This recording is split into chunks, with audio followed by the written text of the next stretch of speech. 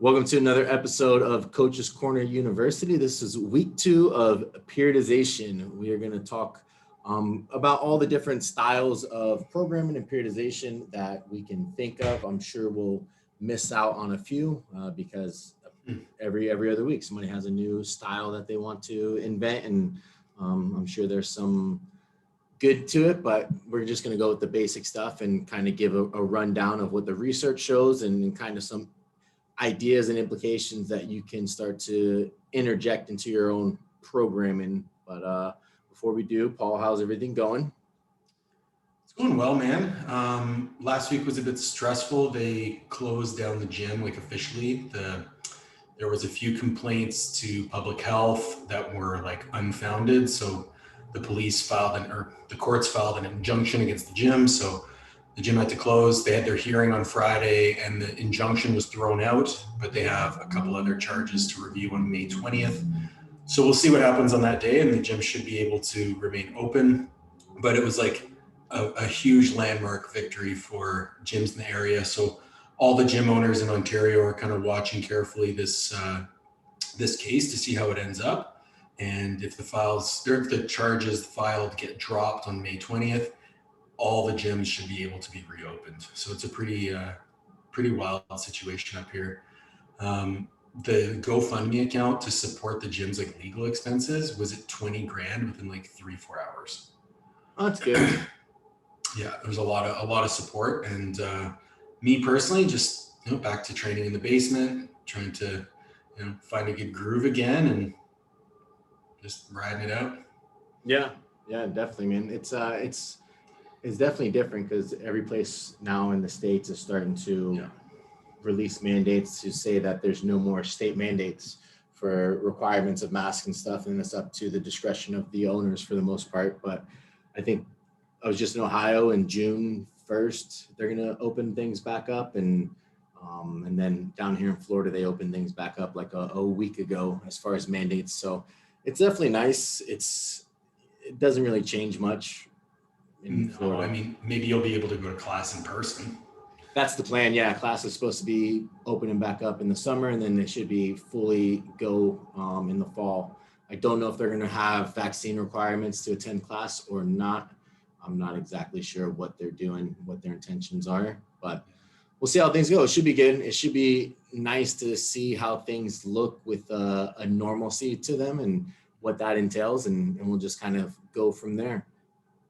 Yeah, the thing up here was we're really, really far behind with vaccines. Our prime minister didn't secure, I think we're 74th in the world in terms of vaccine rollouts, the last I looked. So he's saying June could be some reopening. I'm not really sure. But I'm very much aware of the mental health situation for a lot of my clients. It was a precipitous. They made an announcement last week that they were extending by 2 weeks the stay-at-home orders, quote unquote.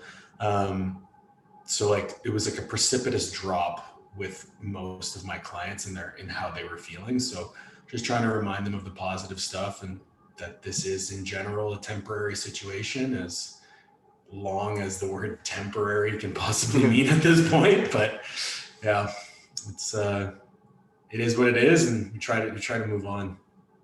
Yeah, definitely. Yeah, it's an interesting time. It's a trying time, and if people can put one foot in front of the other, they'll end up on the other side far better than those that sit around and just kind of eat their feelings or sulk or have a hard time partitioning everything. So I will say that those clients that have used this opportunity, or just people in general who have used this opportunity to improve their situation in whatever capacity, whether I have a couple clients who have done massive weight loss. I have a couple clients who have started businesses or, done all these things.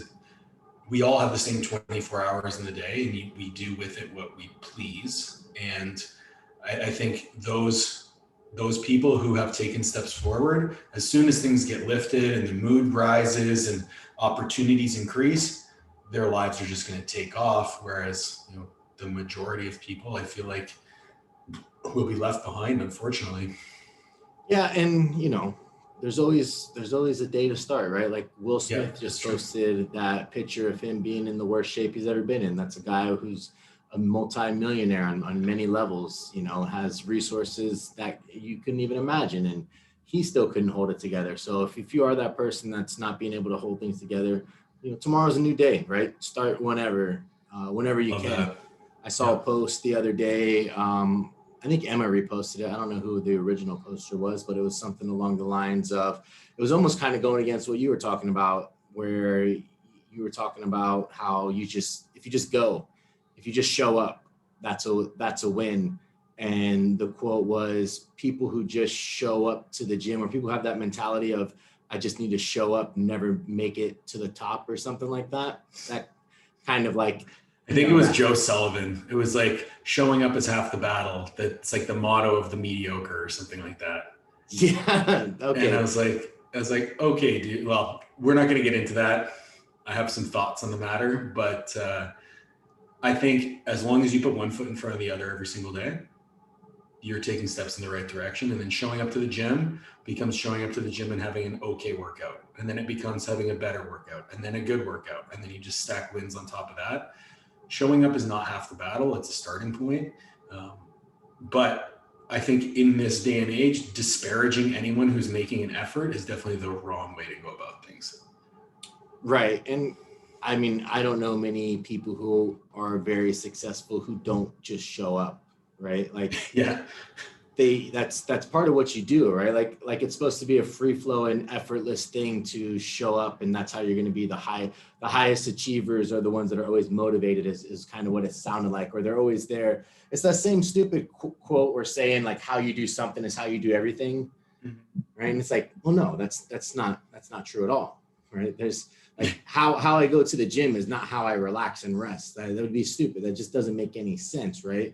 There's a level of relaxation. There's a level of just showing up, of uncertainty, of just putting one foot in front of the other that makes you successful. And I think that's the thing that gets missed with these black and white conversations, is like, sure, if you want to tell everyone that you've never had a bad day and you just never showed up and you just got through the workout, and that's fine. You're an alpha male amongst very few these days. And it's just, like you said, it's a demeaning way to look at people who are having a rough time getting their life on track, getting things going. And why would you put a negative spin on something that is invaluably positive? Amen. Yeah. All right, periodization. Let's get it going. Periodization, yeah.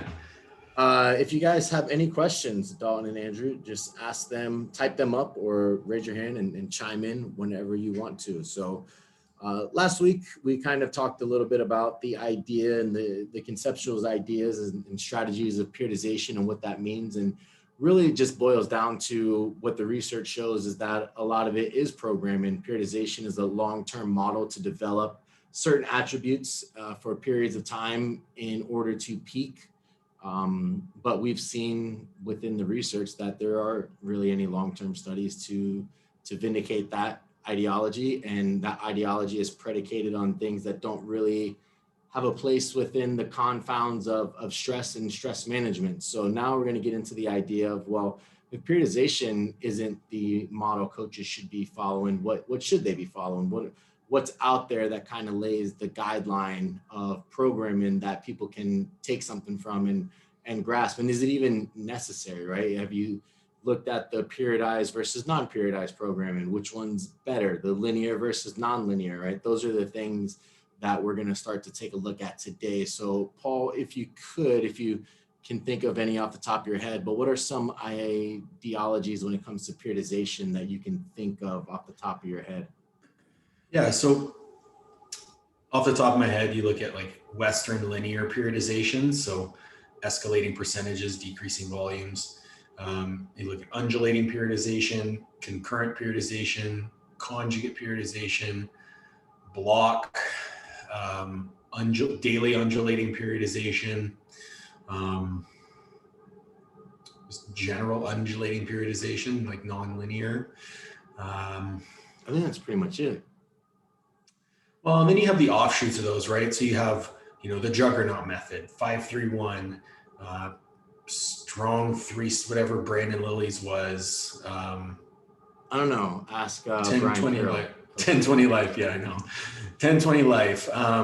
You have all of these different, we'll call them planning models, that essentially are the way in which those individuals have distilled down the same information, right? We're all coming from the same spot. We're all reading the same books, but the way we internalize and disseminate that information is going to vary greatly. So it becomes, okay, what can we use? What's appropriate? What do we need to throw out? Because some things just have zero applicability in certain situations. And then how do we adapt and iterate that along the way? So we pretty much discussed last week that periodization in general is, essentially just the manipulating of training variables over time. And unless there is a extended duration where there's peaks and valleys and heading towards one big competition, we're likely dealing with programs, right? Time specific programs. And how we manipulate training variables within those programs is going to dictate how we're going to plan.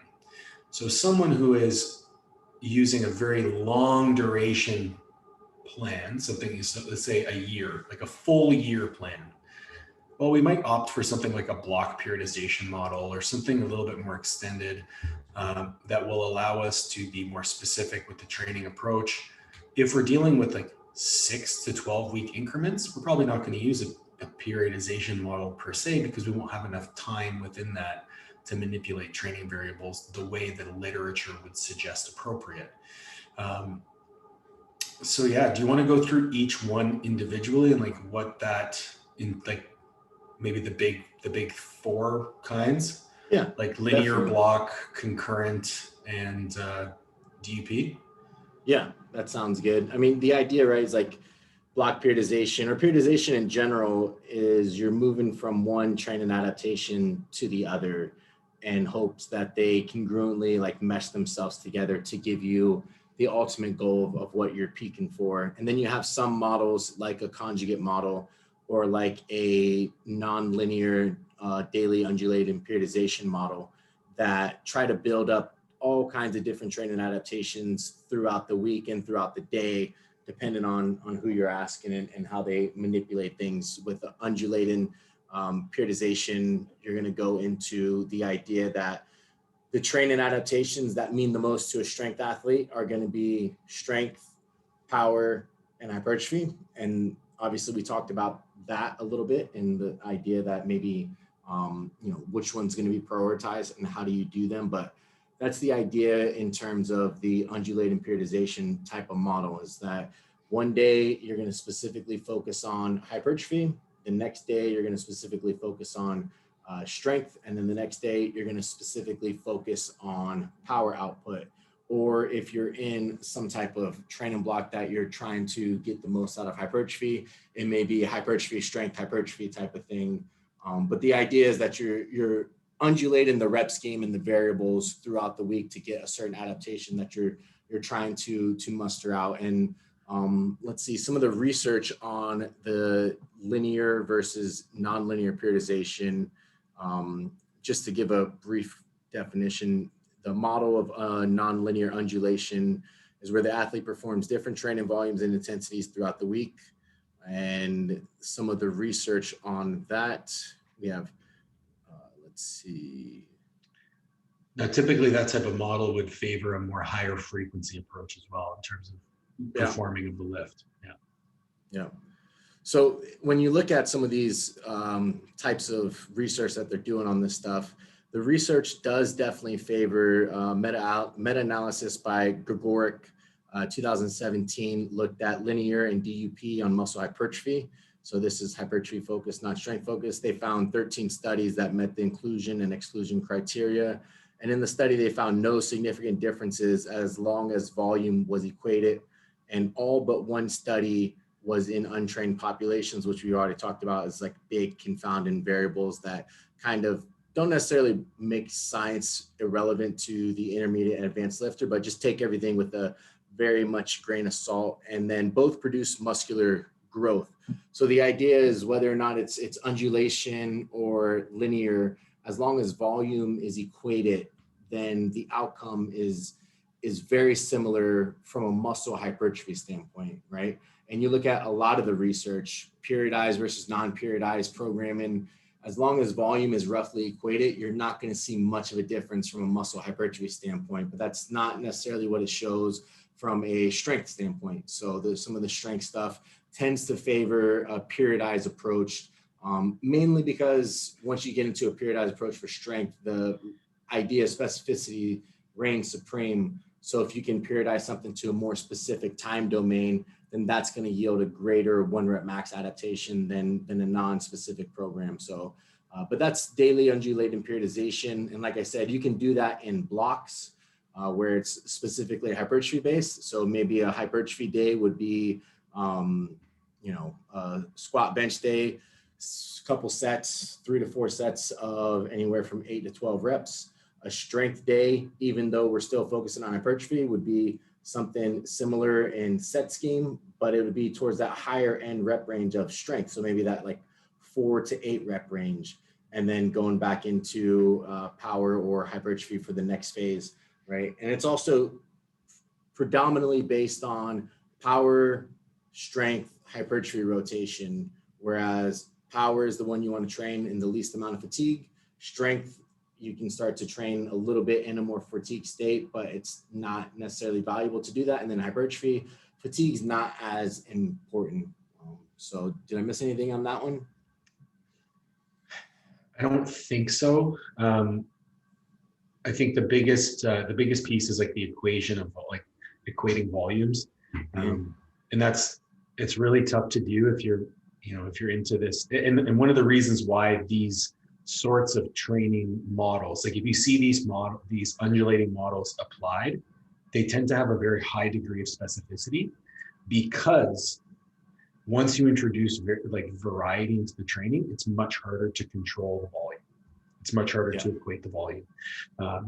And again, the absolute intensity. Right. Yeah, well, that, and even on top of just undulating the adaptations, could be the variety that they're looking for in and of itself, right? You don't need barbell variety if you're undulating volume on a day-to-day basis. It's something that they're thinking about as well. Yeah, I always found it quite interesting when it was applied with success, because I came up in a very conjugate type. All the coaches I worked with on my way up as a coach were conjugate coaches. So to see this like high degree of specificity applied with this high frequency, it's like, there is no way anyone could stay in one piece doing that. Right. And it was like, well, no, people are, and they're getting ridiculously high, like crazy results. I will say that the interesting piece here is that this DUP model is favored by a lot of drug-free lifters.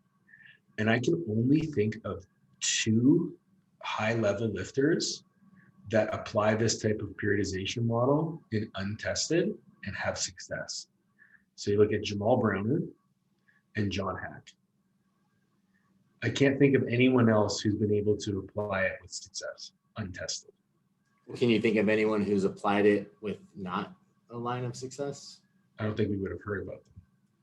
But I mean, that's what I mean. I think a lot of, I always think like, well, who actually understands coaching the best, because they're able to get results out of someone without relying on the drugs to do the work. And I always think, well, natural coaches are going to be the ones that do the most research. They're going to be the ones that are the most analytical, because they don't have drugs as an scapegoat.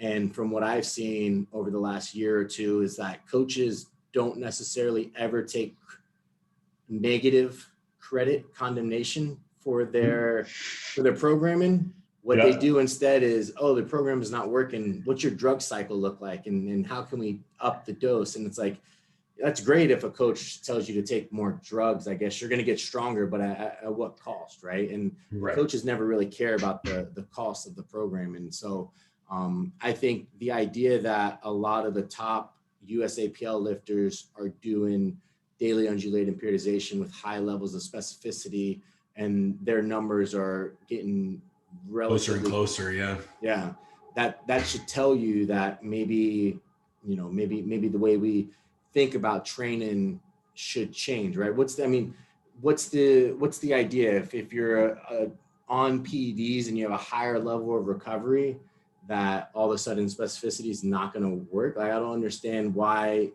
DUP wouldn't work for PED users. Like, I mean, I could speculate here. Right, that's all you can That's do. That's all we can do. I would look at the absolute load being used, but then if you equate body weight for body weight, the untested are probably going to be lifting a significantly larger amount in general.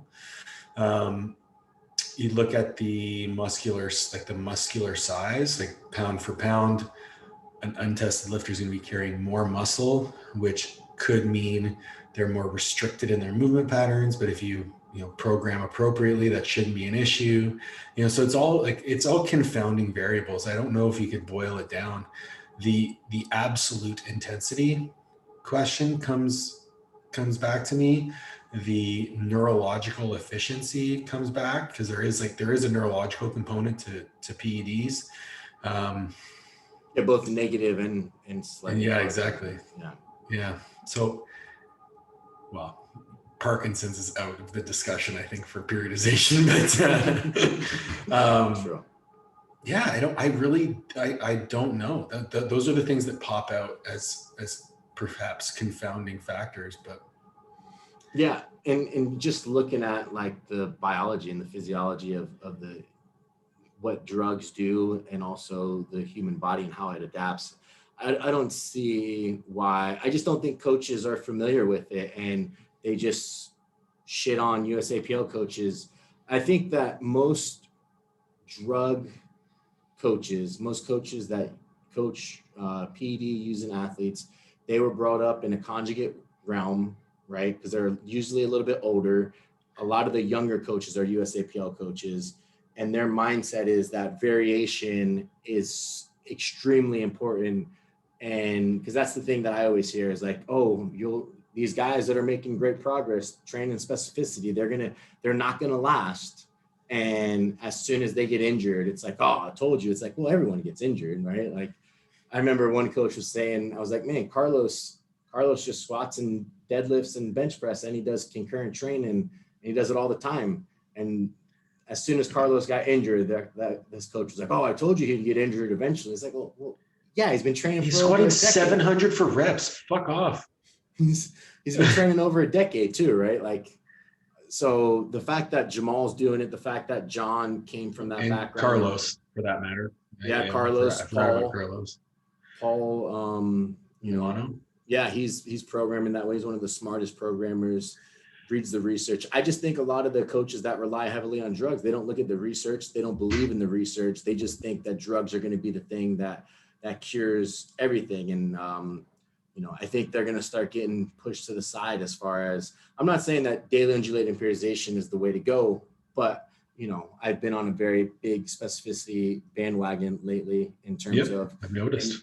Oh yeah, thank you. All the research lends to say that that's the most effective way to train, right? And if you look at the biochemistry and the mechanics of the human body, that's the most effective way to train.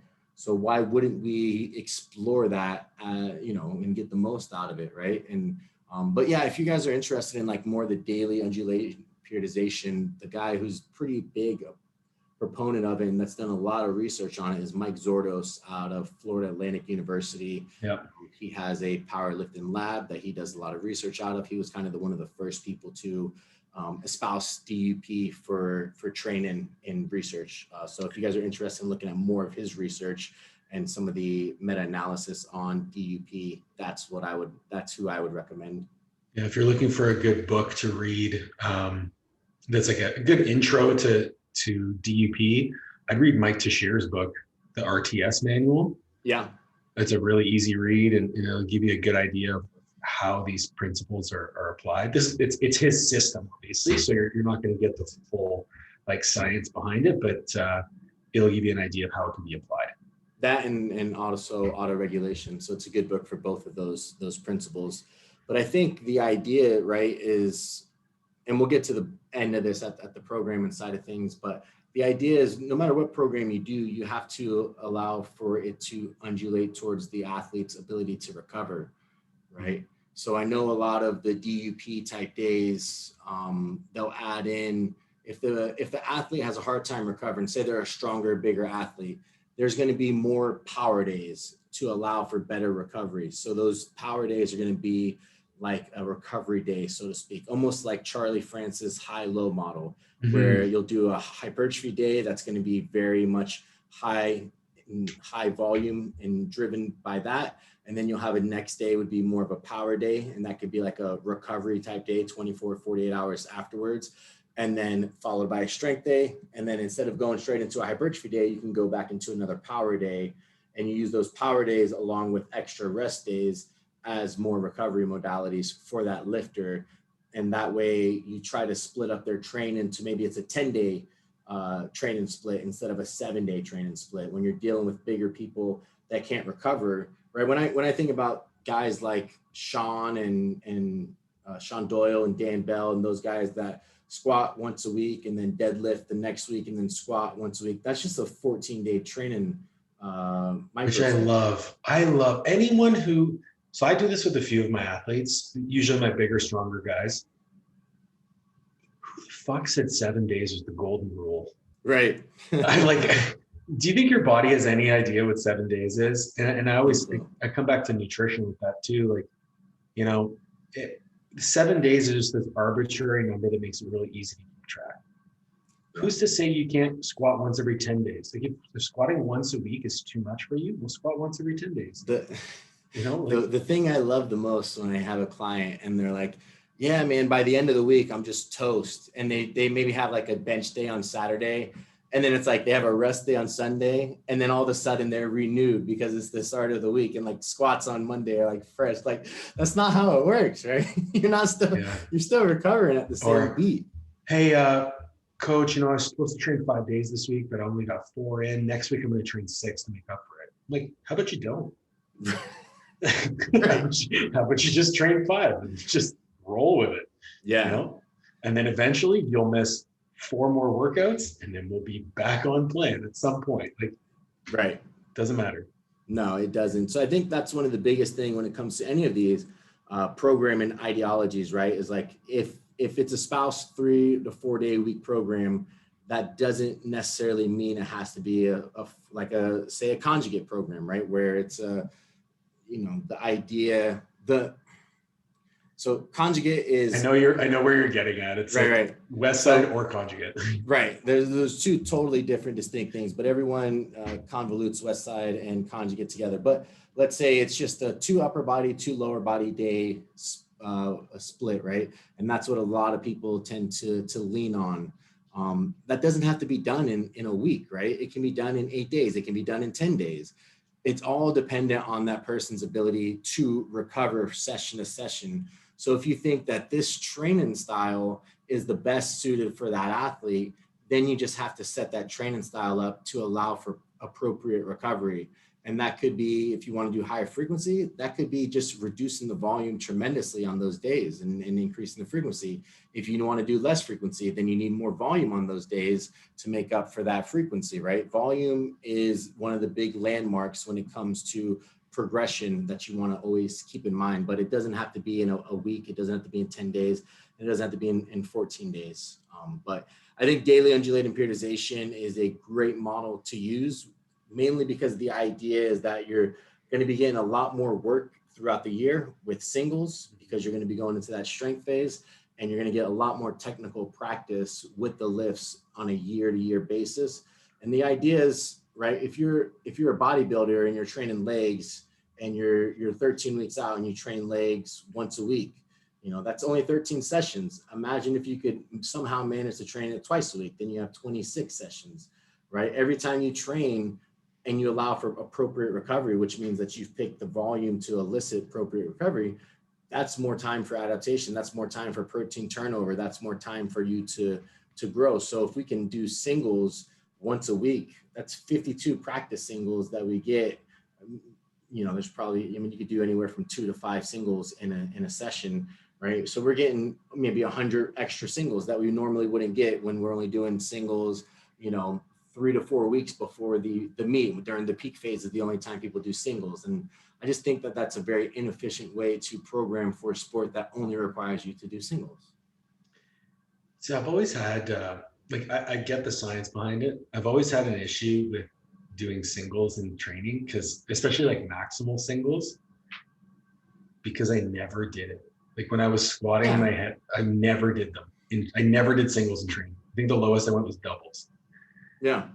And I'm like, well, is it a requirement? And that's always my question. Is this a requirement? And it boils down to like, no, nothing's a requirement. Right. Whatever works is the requirement. Right. And understanding that these are all just tools.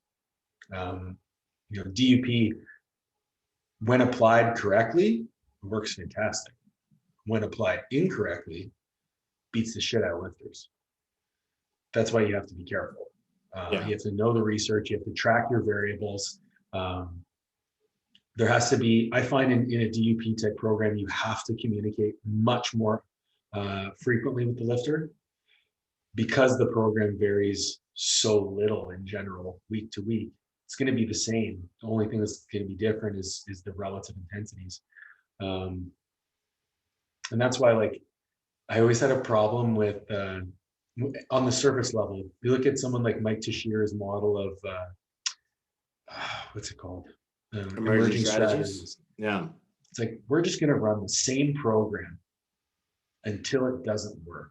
And then we're going to look back and see why it didn't work. And we're going to change that variable and we're going to do it again. It's like, why am I paying you to run the same program every week? I tell people all the time they don't need a powerlifting coach. It's a simple sport. I'm dead serious. I know you are. That's why it's funny. But yeah, that's it. It's a very interesting concept because it works. Right. He's got some tremendously strong lifters. It does work, but then if you look at the idea of what causes fatigue, mental fatigue, monotony of training is something you have to think about as well, right?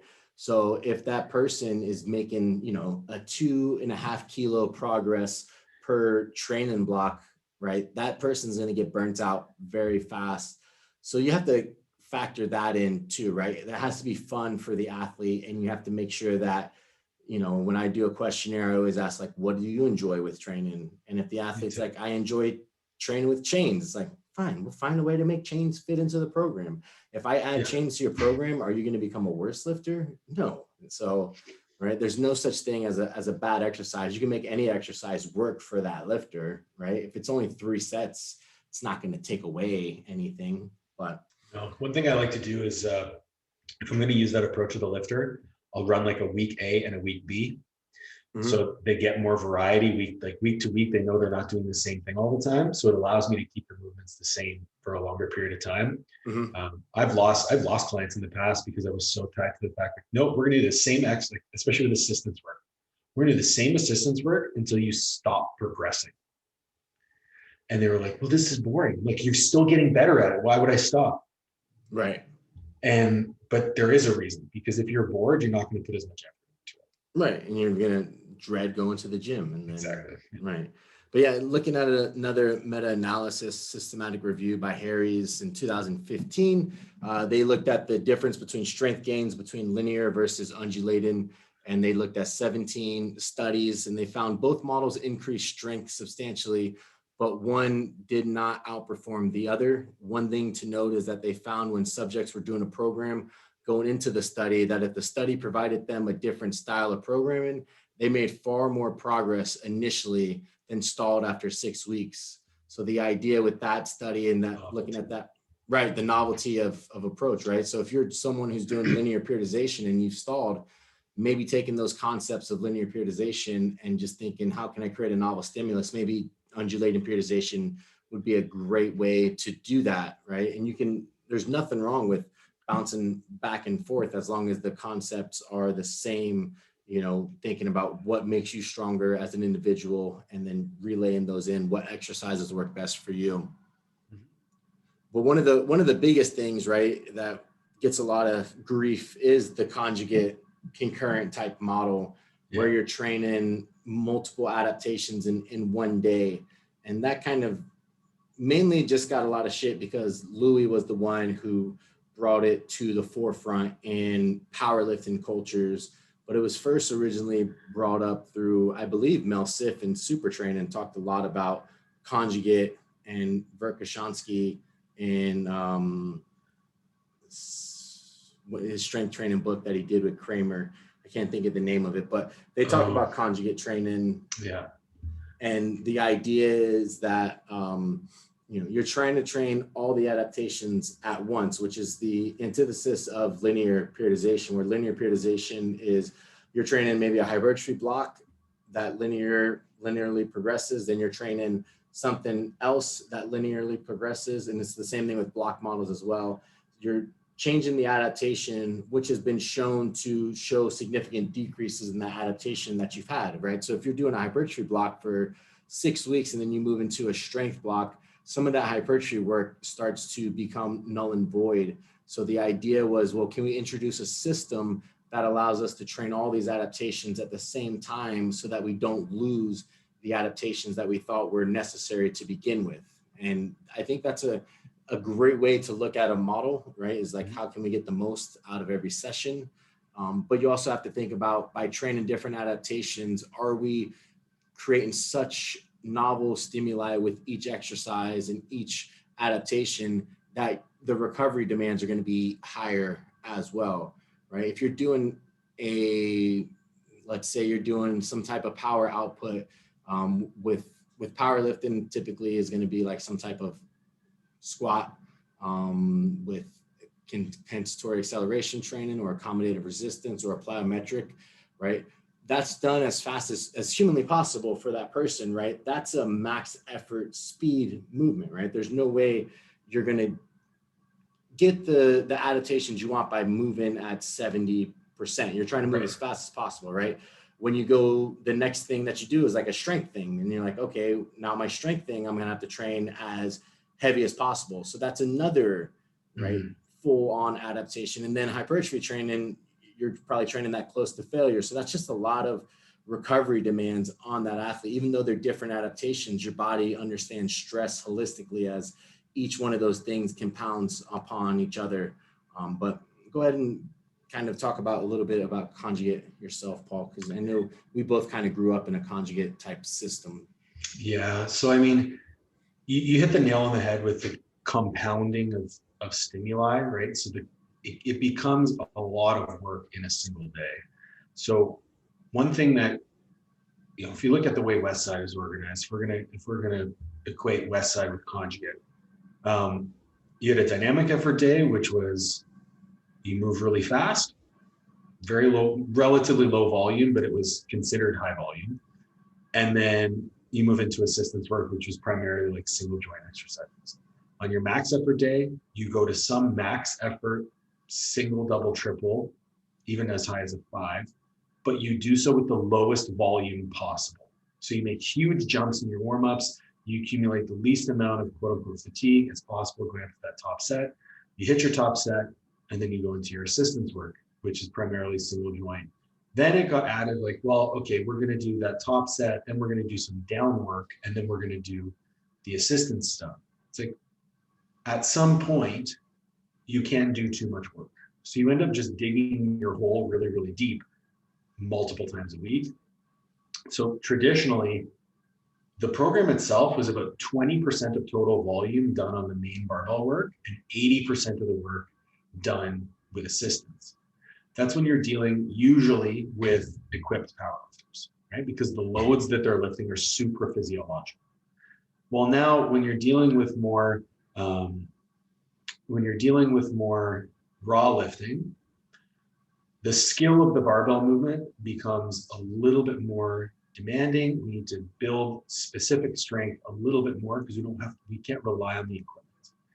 So then it gets into, well, how much volume is too much? Because remember, when volume is equated, that's when we see equivalencies between systems. So if we're trying to get strength gains, we can't do too much because then we can't recover.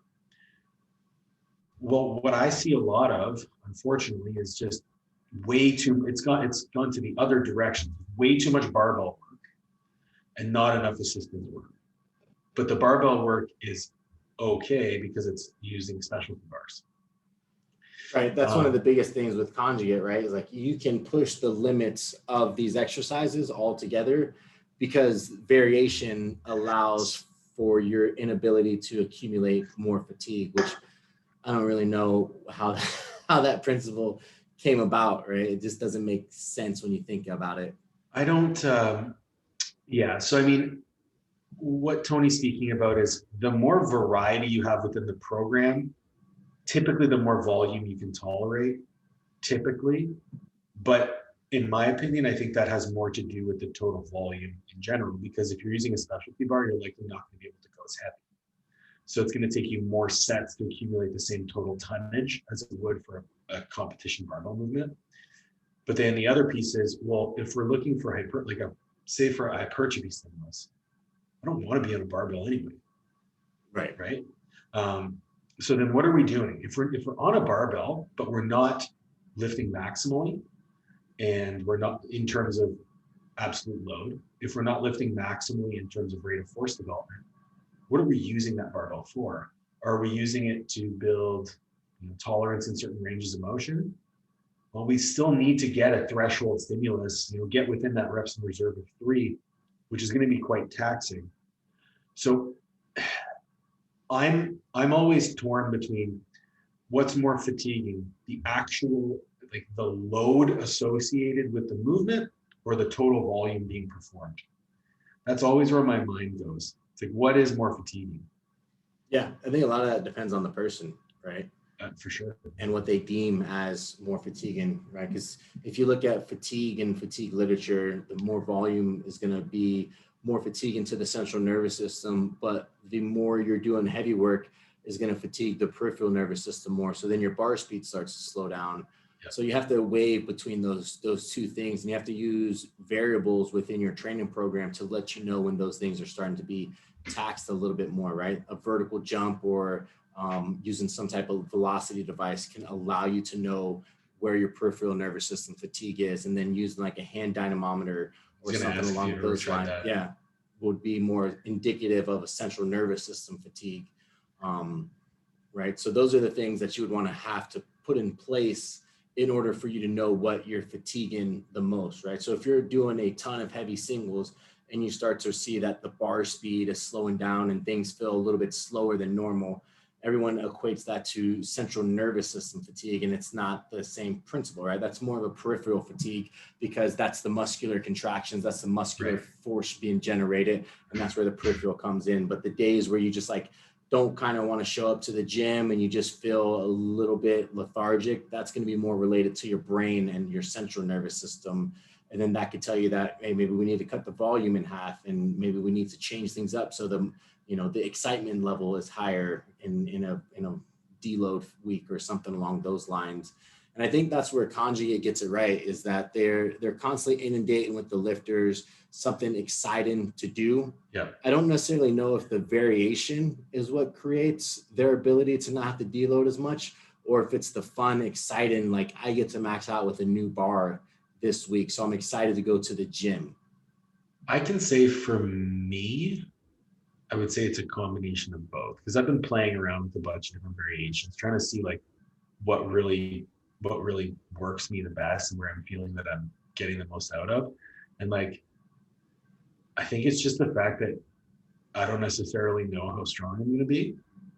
And I'm playing with rep ranges too. So I'm I'm going to go for heavy triple today. I'm going to go for heavy 5 today. I'm going to go for heavy 4 or whatever it is. But it's a new bar, a new stimulus. And I think it's just really interesting to me. And different lifters are going to respond in different manners. Like some lifters crave specificity. They crave the routine of, I'm going to do this lift every day so I can see that progress. And then some lifters, like who have ADHD, they just want to do something a little bit different every day. Right. And they want that novel stimulus. Well, we know that the goal as a powerlifter is to get stronger always. well, specificity makes you stronger in general over time. We know that variety is good for hypertrophy. So I think it would depend, like that plays very much into this like phasic training that we're trying to, like in a meet prep or approaching competition, you increase specificity. Well, then in an off season, if you want more novelty, the goal will be more so geared towards hypertrophy, less on strength. Well, then introduce a little bit more novelty, right? So that's kind of how you can bend the rules in your favor and appease the desire for novelty in that regard. Yeah, I think the downfall is that novelty piece a lot of times too, right? Because novelty usually creates more muscle damage, and Yes. muscle damage seems to be one of the biggest driving factors of a person's inability to add size, add tissue, and recover, right? And have good workouts. One of the studies by DeMays and company, they looked at people training at a higher frequency, higher volume threshold, and they had such muscle soreness and such muscle, such DOMs that and muscle fatigue that they weren't actually able to have protein synthesis turnover until all that kind of got pushed away. So once they were once they weren't sore anymore, once their muscles weren't damaged, then their body was like, okay, now we can produce the nitrogen turnover that we want. Whereas the group that didn't do as much volume and didn't have such novelty was able to create more protein turnover, create more protein synthesis. So they had better gains and adaptations in the initial phases of training. So if you're constantly seeking novelty and getting sore, you're also not able to adapt from that as good as you could with something like a repeated bout effect, right? Where you're training something and you're getting good at that exercise, but it's the same exercise, very similar rep dynamic, and that's going to allow you to recover faster. It's like a runner, right? The more efficient a runner can become at running, right, the less muscle damage they're going to create while they run, because their efficiency allows for the stretch shortening cycle to take over, and it allows for the tendons to do a lot of the work in that cyclic motion, right? But if you're doing a different running gait every time, that'd be like doing a different running gait every time you go out to run. And it's like, yeah, I'm just using it for novelty. It's like, well, yeah, you're going to be sore. You're never going to recover. And it just doesn't make a lot of sense. So I think that could be one of the things that could be that they have wrong with the idea of conjugate is too much variation, too much novel stimulus. Because like I said, I don't necessarily believe that barbell movements, if done for the entirety of the year, creates wear and tear. I would just think of it more as it creates monotony to want to train.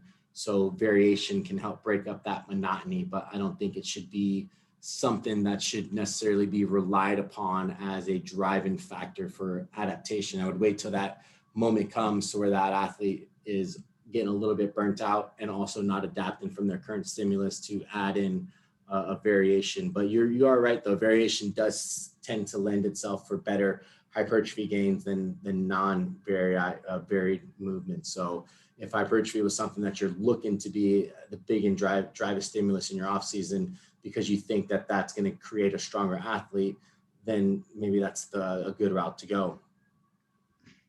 Sure. And then, sorry, go ahead.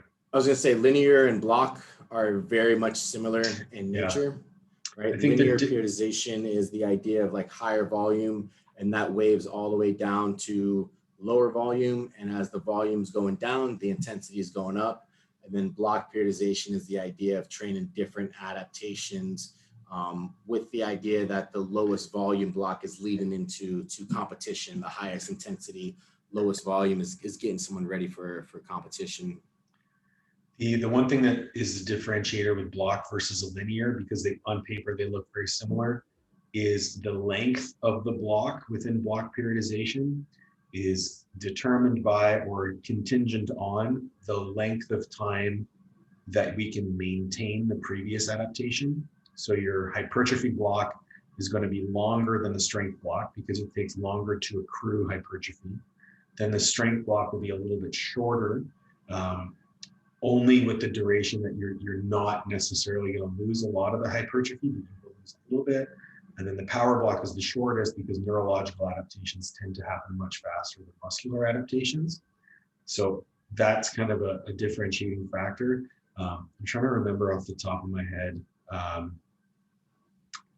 It's like the accumulation phase, transmutation, and realization phase.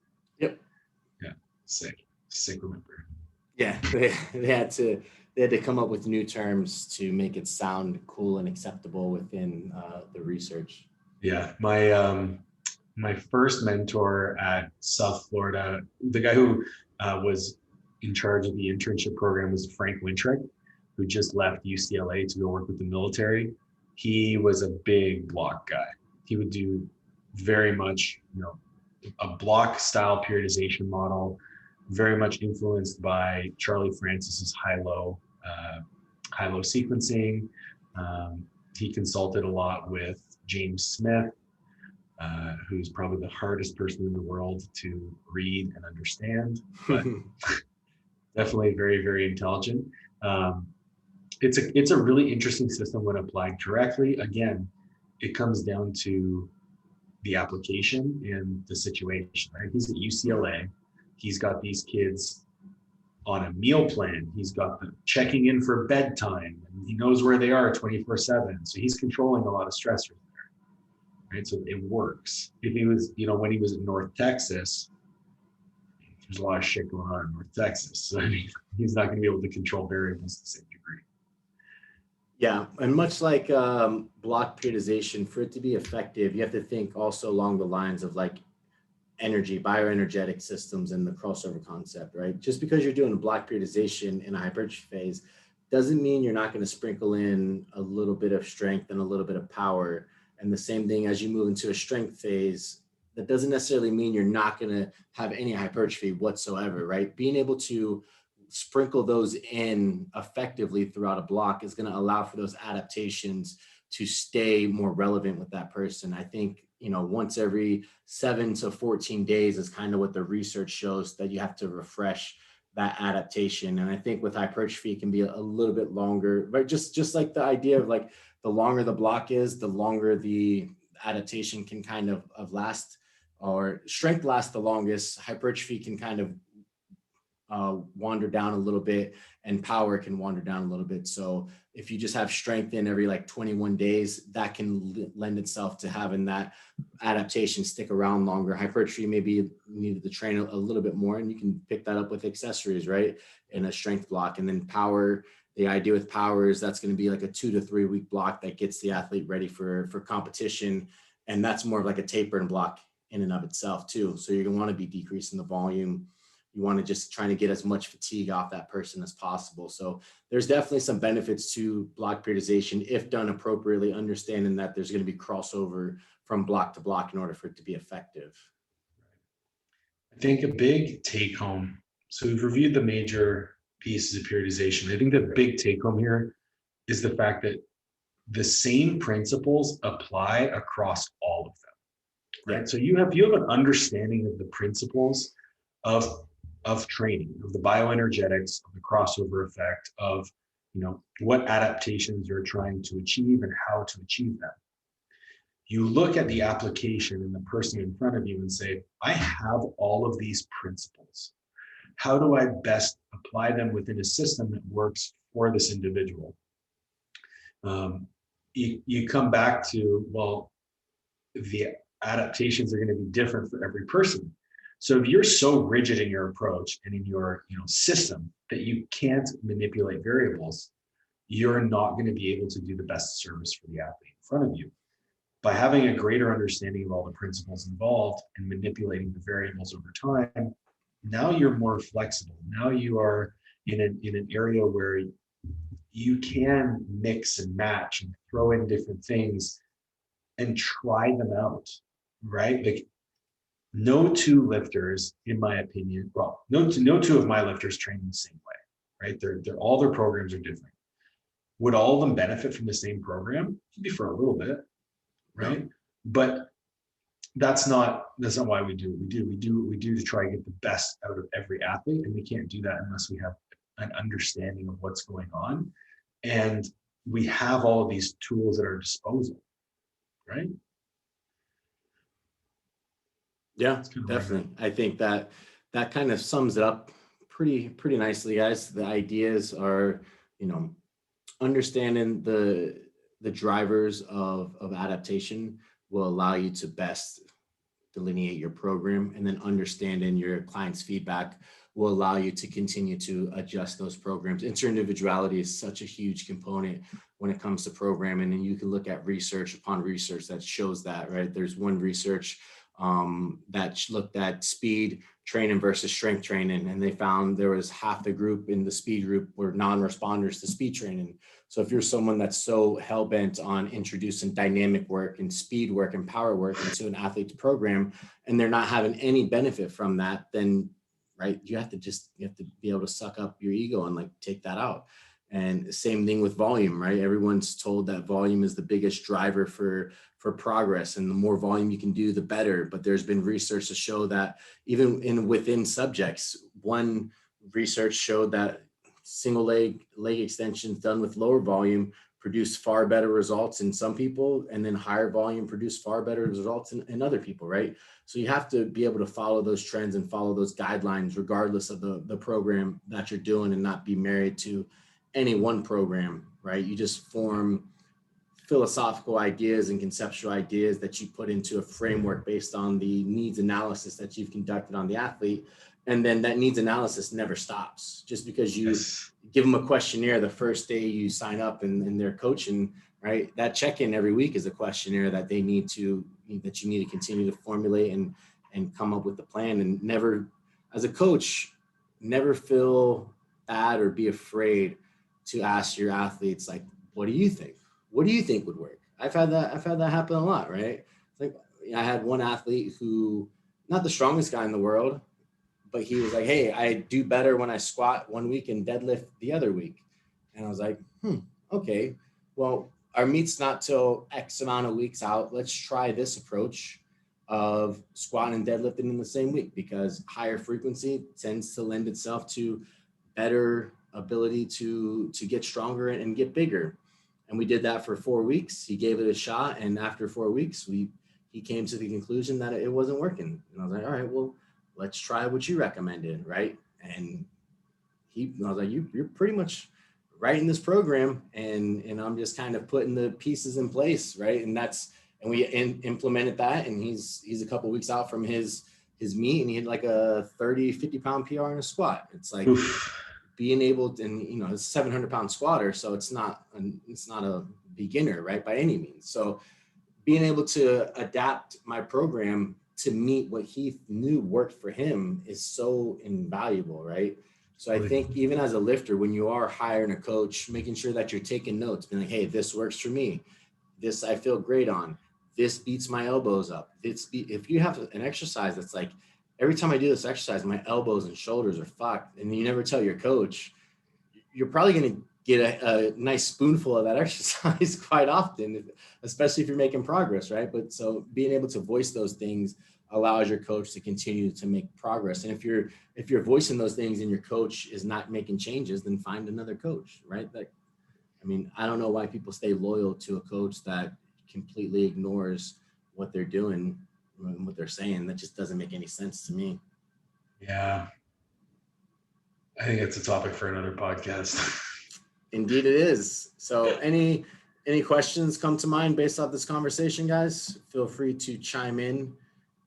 If not, then we will move on. I don't think they have anything. All right. So next week, we're going to look into a little bit more of like the actual breakdown of exercise selection, fatigue stimulus, and those type of things, so that you can help kind of plan that a little bit better. And then to wrap up the talk on periodization programming, we're gonna get a guest on. Fingers crossed. We're gonna get a guest. It's gonna be a guest. We're gonna get a guest. We do not have the guest. You're gonna get a guest. Put it that way. It's gonna be the best guest. Best guest ever. I did reach out to maybe a future guest to have a little bit of debate. It was one of the topics I touched on this week of Coach's Corner University. The idea of hypertrophy does not lead to strength. Yeah, there was a article just published by one of my professors at USF, Dr. Sam Buckner, and he did research on single arm bicep curls. One group did 8 weeks straight of 1 rep max. The other group, I think every time you talk about a curl exercise, you always have to do the curl movement. I just 100%. you have to, or else it's. And then the other group did 4 weeks of hypertrophy training, followed by 4 weeks of singles, and strength was equated. And what he got out of that was, well, the group that did hypertrophy had a bit of a hypertrophy stimulus compared to the other group, but strength was the exact same, right? So he's like, well, maybe hypertrophy doesn't necessarily lead to strength. And then Greg Nuckols reviewed it, and they've had back and forth conversations before. They've written papers, and that's what the papers were on that I went over in Coach's Corner. And Greg Nuckols and his group of guys said that hypertrophy, and they looked at the research, is a driver of strength. It just may be something that takes a little bit to potentiate. So I reached out to Greg, and he said he's very, very busy, but if he does have time, that he'll come on the podcast and do a debate or talk it over with Professor Buckner. So that would be fun to get them on. Awesome. Because Greg is like, knows all the stats, and Dr. Buckner knows a ton. And he is one of those guys that thinks outside the box and always makes you like scratch your head and question things. And I think it's good to have both those guys being able to have a debate and a topic about it. So hopefully we'll be able to get them on sometime in the summer, towards the end of the summer. But yeah, 2 weeks from now, we're going to have on a guest. I got someone in mind. I'm going to reach out to him, and we'll see if we can get him on. I don't know. He's in a different country, which time zones can be quite problemsome, but we'll try to get someone on that is very good with programming and periodization type of research. But yeah. So if you guys like the episode, please go to iTunes, leave a review on Coach's Corner and a 5-star rating, and check out the sponsors: Subject Zero Seps, Coach's Corner U, 14-day free trial, baconandbarbells.co. We use discount code Paul10, and MetroLife as well. And then also too, guys, coachescorneru.com. It's only $34.99 a month to have monthly subscriptions. I was told over the week that some people may think that it's far more expensive, in the $100 to $50 range. It is not. It's only $34.99, 14-day free trial. So make sure you guys check that out, and we appreciate the support. And if we can't get a guest on, we'll do a Q&A about programming and periodization for you guys in the last week of it. So I hope that you guys enjoy the show, and we'll catch you next time.